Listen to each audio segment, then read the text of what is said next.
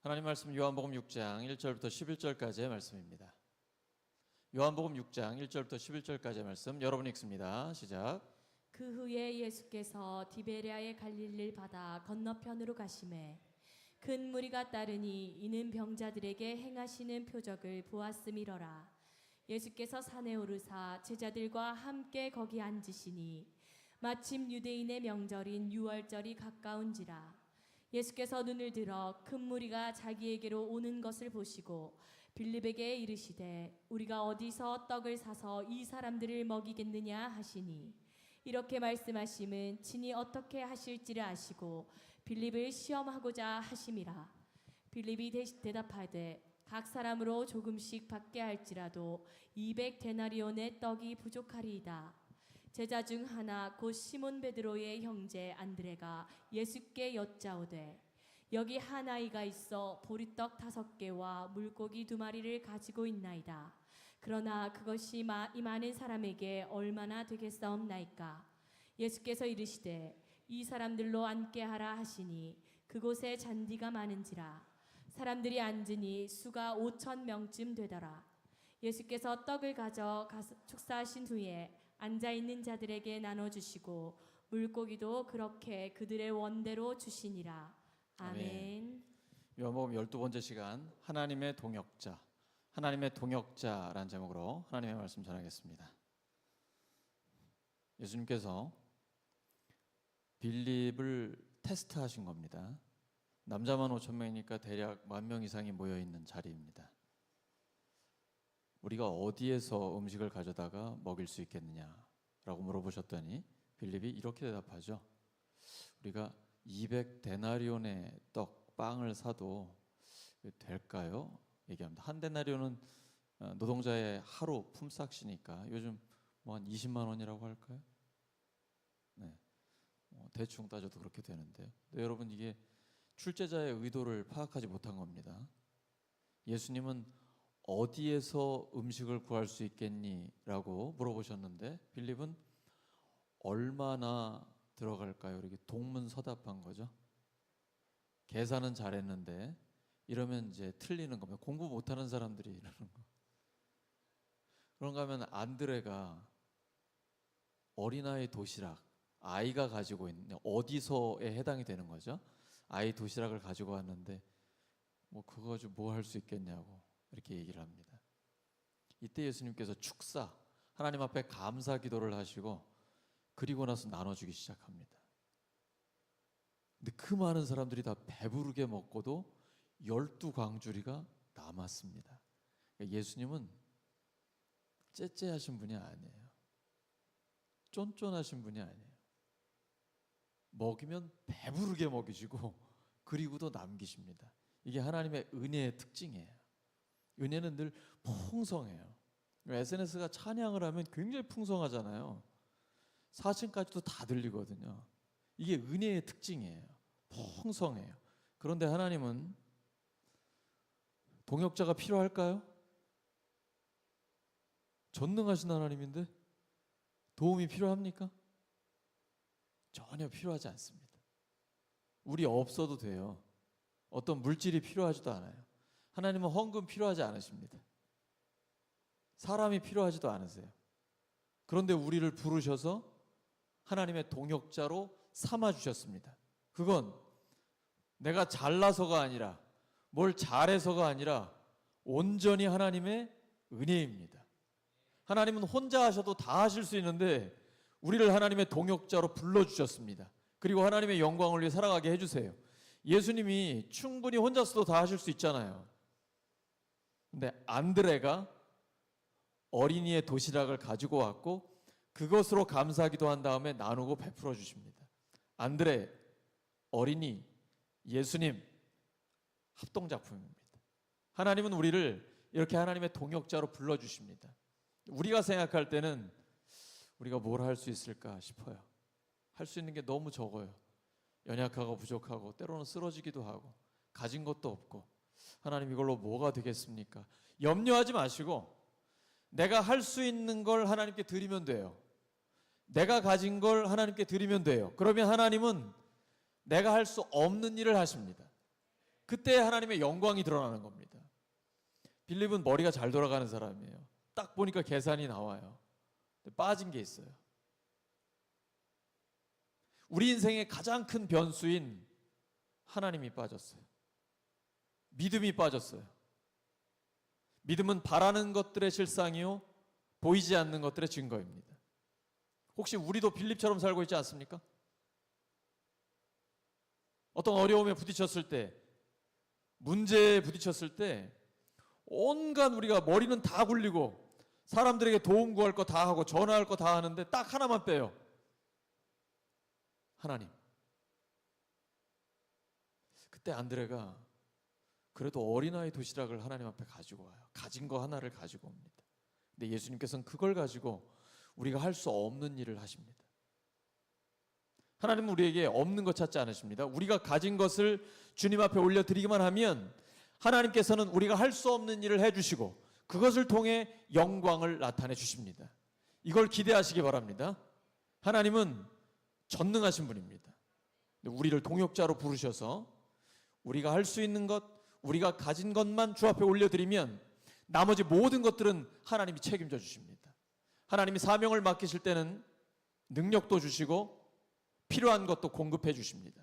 그러므로 사명을 주실 때는 못한다, 안 된다 소리 할 필요 없습니다. 바울은 그래서 내게 능력 주시는 자 안에서 내가 모든 것을 할 수 있다라고 고백합니다. 나에게 능력이 있는 게 아니라 나에게 능력을 주시는 하나님께 있기 때문입니다. 예수님은 할 수 있거든이 무슨 말이냐? 믿는 자에게는 능치 못할 일이 없느니라 말씀하여 주셨습니다. 믿는 자에게는 모든 것이 가능합니다. 하나님께 모든 것이 가능하기 때문입니다. 예수님께서 아버지께서 이제까지 일하시니 나도 일한다 라고 말씀하시죠. 근데 아버지께서 하시는 일이 무엇입니까? 생명을 주는 일이고 또 하나는 심판하는 일입니다. 예수님도 하나님의 아들로서 이 두 가지 일을 하십니다. 생명을 주는 일과 심판하는 일이죠.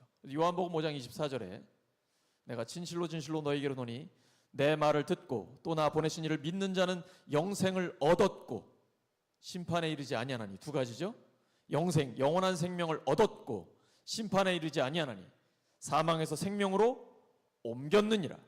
이미 완료형으로 말씀하십니다. 우리에게는 과거, 현재, 미래지만 하나님께는 영원한 현재이기 때문에 하나님께서 우리에게 미래에 해당되는 영원한 생명을 이미 주셨다라고 말씀하시는 거예요. 그리고 예수님은 영생이란 지금부터 영원까지 누리는 것이라 말씀하십니다. 미래에 이루어질 그 영원한 생명과 완전한 하나님의 나라를 당겨서 지금부터 살아가는 것, 그것이 바로 영원한 생명이에요. 그래서 요한복음 17장 3절에 영생은 곧 유일하신 참 하나님과 그가 보내신 자 예수 그리스도를 아는 것이다. 경험으로 아는 거예요. 지금부터 하나님을 경험하며 살아가는 삶, 그것이 바로 영원한 생명입니다. 그래서 지난주에 보면 안식일에 38년 된 환자를 예수님 고쳐주시잖아요. 38년 동안 자기 힘으로 일어서지도 못하는 그 사람에게 진정한 안식이 없잖아요. 근데 예수님께서 너의 자리를 들고 일어나 걸어가라. 바로 그때 완전한 안식, 참된 안식을 주는 것이죠. 그리고 주님이 성전에서 만나셨을 때 이제 네가 나았으니까 다시는 죄를 짓지 마라. 그래서 더 심한 것이 너에게 생기지 않도록 이젠 죄를 짓지 마라. 예수님께서 가늠하다 현장에서 잡힌 여인에도 동일한 말씀을 하시죠.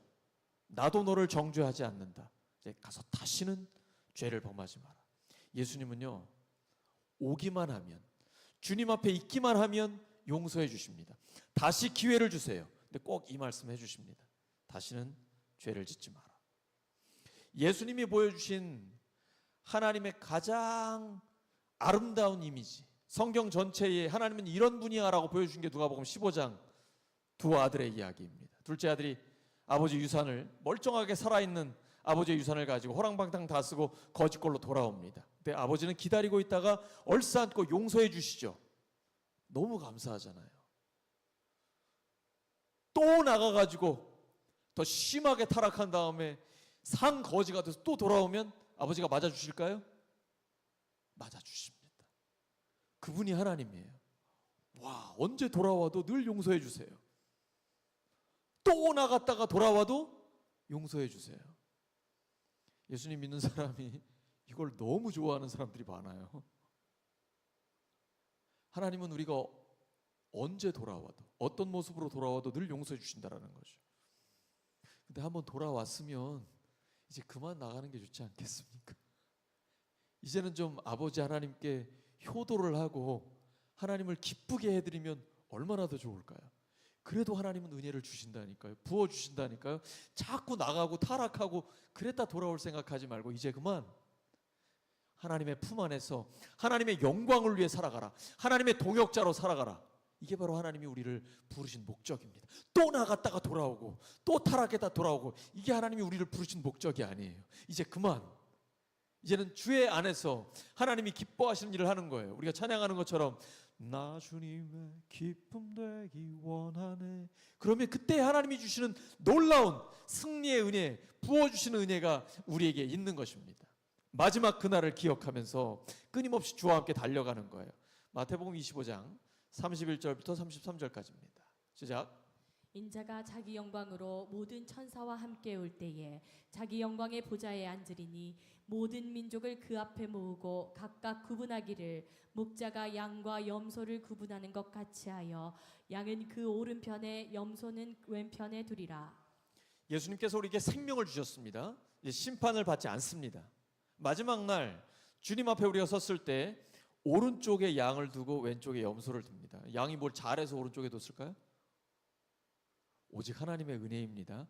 내가 뭘 잘해서 나는 오른쪽에 있을만 해. 그러면 그때부터 그게 자기 의가 되는 거예요. 그러면 못 서게 되는 것이죠. 오늘 우리가 찬양한 것처럼 우리의 의가 되시는 분은 누굽니까? 오직 예수 그리스도입니다. 하나님, 제가 잘한 게 아무것도 없어요. 왜 저한테 칭찬해 주세요? 그랬더니 지극히 작은 자에게 한 것이 곧 나에게 한 것이다. 제가 언제 그랬습니까? 예수님 믿으면 본성이 바뀝니다. 자기가 잘해놓고도 잘한지 몰라요. 하나님이 기뻐하시는 그 일을 해놓고도 자기는 몰라요. 근데 하나님은 다 알고 계십니다. 우리 젊은이들의 수고, 하나님의 영광을 위해 살아가는 헌신, 사람들은 기억하지 않을지 몰라요. 하지만 하나님은 그 하나도 빼놓지 않고 모두 다 기억하고 계십니다. 머리털 하나도 다 세신 바 되기 때문에 머리숱이 많아서 색이 오래 걸릴 것 같긴 하지만 그래도 하나님은 다 세십니다. 하나님 앞에 서는 걸 우리 항상 준비해야 됩니다. 개인적인 종말과 역사적인 종말을 항상 준비하고 있어야 돼요. 지극히 작은 자 하나에게 한 것이 곧 주님께 한 것입니다. 주님은 그것을 기억하고 계십니다. 영원한 생명이란 영원까지 이르는 생명을 이야기하고 이후에 완전히 이루어질 그 하나님의 나라를 당겨서 지금부터 누리는 것을 얘기합니다. 그래서 시편 133편에 영생이란 이것이다 라고 말씀하고 있어요. 시편 133편 1절에서 3절입니다. 시작. 형제가 연합하여 동거함이 어찌 그리 선하고 아름다운고 머리에 있는 보배로운 기름이 수염 곧 아론의 수염에 흘러서 그의 옷깃까지 내림 같고 헐몬의 이슬이 시온의 산들에 내림 같도다. 거기서 여호와께서 복을 명령하셨나니 곧 영생이로다. 아멘. 아론의 수염으로 흘러서 그의 옷깃까지 내림 같고 기름이요. 그리고 이스라엘에 가시면 헐몬산이 맨 위에 있는데 제가 5월에 갔는데도 눈이 있었어요. 이스라엘이 굉장히 사막지대로 아주 안 좋은 땅입니다. 예수님이 사람의 마음을 밭으로 비유하시잖아요. 가시밭, 길가, 돌밭, 좋은 밭이라고 말씀하시잖아요. 말씀은 똑같아요. 중요한 건 우리의 마음이에요. 근데 오늘 우리가 찬양할 때 찬양 중에 하나님이 임재하시면서 우리의 마음을 치유하십니다.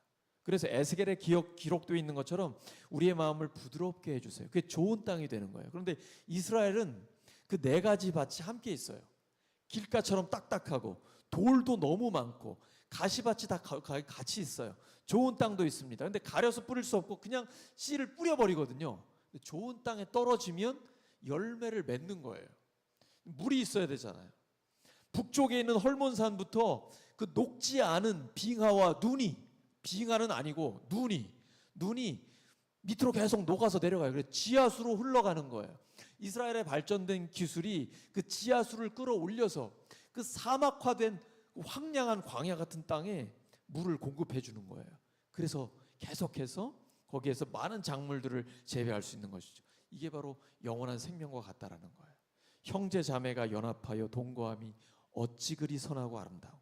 영원한 생명은 죽은 다음에 시작되는 게 아니라 그 영원한 생명을 갖고 있는 형제 자매들 한 명 한 명이 바로 지금 이 땅에서 행복하게 살아가는 것, 그것이 바로 영원한 생명이에요. 그 다음 우리 혼자 행복할 수 없잖아요.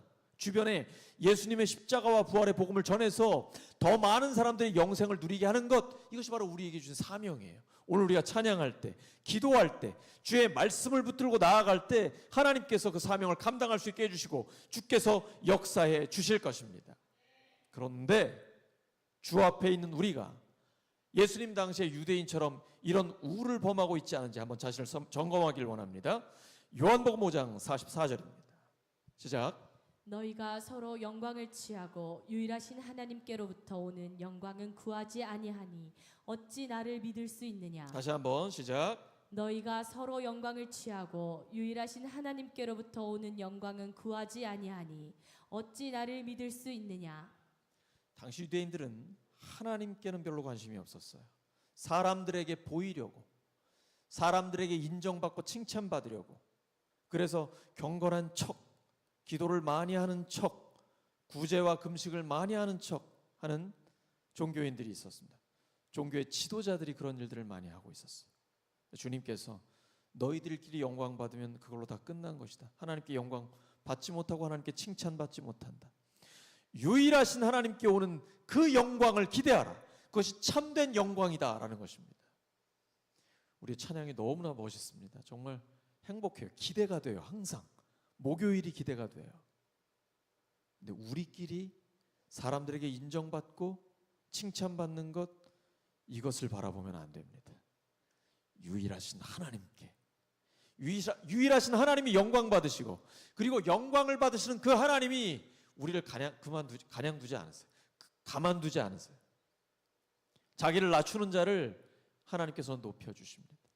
하나님의 때에 하나님의 방법으로 그렇게 역사해 주시는 것입니다. 오늘 말씀 정리합니다. 하나님은 우리를 동역자로 부르셨습니다. 오직 하나님의 은혜입니다. 우리가 가진 것, 우리가 할 수 있는 것을 주 앞에 올려드리면 하나님은 우리가 할 수 없는 일을 하십니다. 그때에 하나님의 영광이 나타나는 것입니다. 우리는 그 하나님의 영광을 보고 너무나 기뻐하는 것이죠. 하나님이 우리를 사용하고 계시구나. 하나님이 우리와 함께 하시는구나. 하나님이 우리 교회를, SNS를, 우리 가정을 하나님께서 사용하고 계시구나. 하나님의 영광을 보면서 확신하게 되는 것입니다. 우리가 가진 작은 것을 주 앞에 올려드려서 하나님의 동역자로 쓰임받고 늘 하나님의 영광을 경험하는 우리 모두가 되기를 예수 그리스도의 이름으로 축원합니다. 함께 기도합니다. 하나님 아버지, 감사합니다. 사람에게 받는 영광 구하지 않고 유일하신 하나님께 영광을 올려드리며 또 하나님께 칭찬받는 저희들 되기를 원합니다. 하나님, 저희들을 동역자로 불러주셔서 감사합니다.